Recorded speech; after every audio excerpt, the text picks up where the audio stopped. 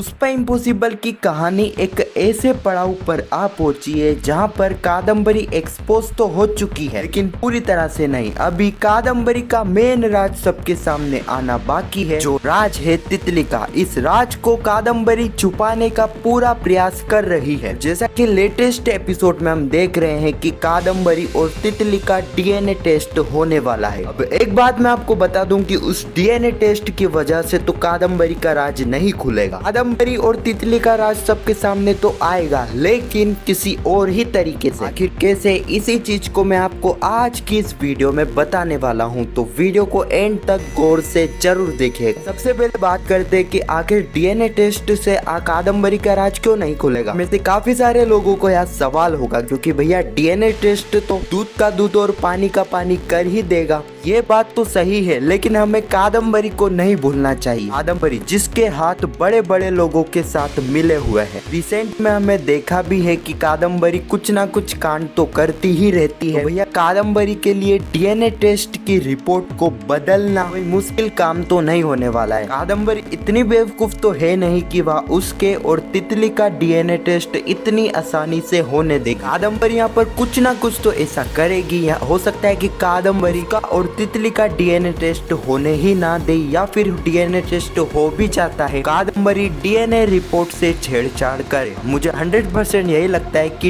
इतनी जल्दी DNA test की वजह से तो कादम्बरी एक्सपोज नहीं होगी। लेकिन जैसा कि मैंने आपको उस वीडियो की शुरुआत में ही कहा था कि कादम्बरी एक्सपोज तो होगी। कादम्बरी का सच सामने तो आने वाला है कि कादम्बरी की बेटी तितली है ही नहीं, बल्कि तितली तो दीप्ति की बेटी है।